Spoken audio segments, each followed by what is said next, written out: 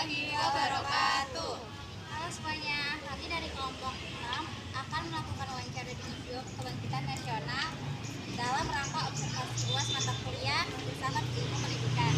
Semoga wawancara ini dapat memberikan informasi yang bermanfaat. Terima kasih. Selamat menyaksikan.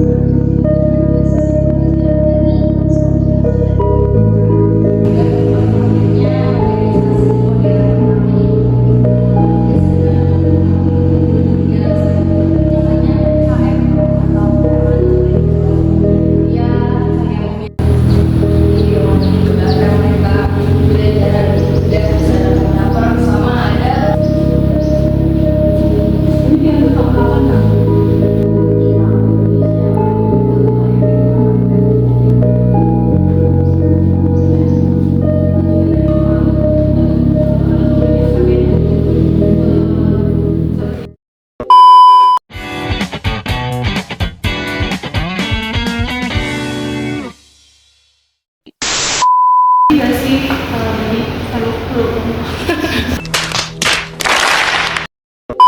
kita nasional ini penting nggak sih dipelajari untuk generasi muda?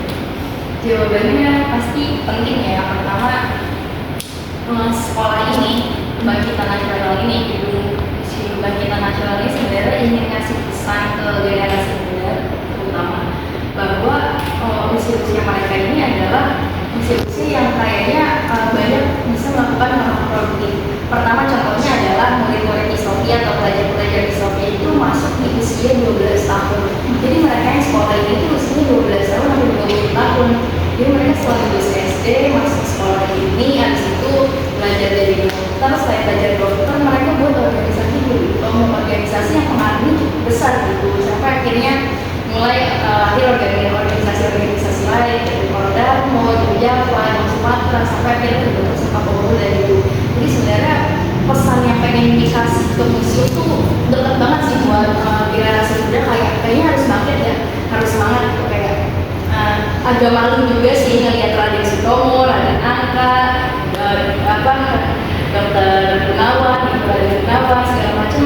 Sedangkan kita males-males, mereka di usia 12 tahun, 13 tahun, 14 tahun udah buat organisasi yang gede, udah belajar dengan segala macam kehebatannya mereka gitu. Bagaimana museum ini berperan sebagai sarana pendidikan bagi masyarakat? Oke, museum, bagaimana museum berperan sebagai sarana pendidikan? Ya tadi kayak sebelumnya mungkin masih berkaitan dengan pertanyaan sebelumnya, kayak memberikan narasi. Soalnya museum ini adalah salah satu tempat yang tujuannya adalah bukan hanya pendidikan, tujuan utamanya adalah itu sih, mengedukasi masyarakat, memberitahu sejarah bangsanya, sama selain itu juga memberikan rekreasi dan hiburan yang punya manfaat gitu. Mereka dapat ilmu gitu setelah datang ke sini gitu. Jadi itu sih sarana pendidikannya, sarana informasinya, sarana itu disalurkan dengan situ.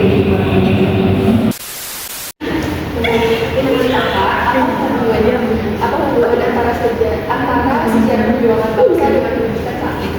Informasinya, menurut aku pesannya sih, sejarah itu apa yang tadi aku jelasin sih, banyak nilai-nilai yang bisa dimasukkan ke pendidikan sampai akhirnya yang membentuk mereka nih para generasi muda untuk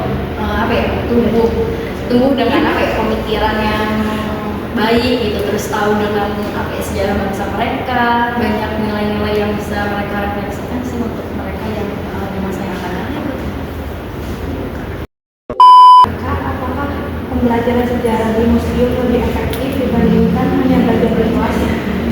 Kalau efektif atau enggak, karena latar belakang aku jelasin tadi bukan pendidikan, aku juga nggak bisa memberikan penjelasan plus minusnya seperti apa, tapi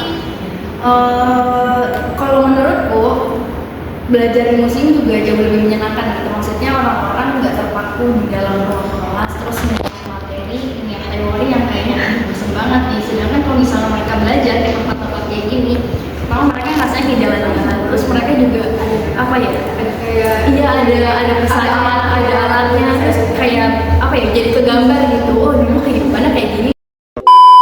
Harapan kakak sih untuk generasi muda di masa depan?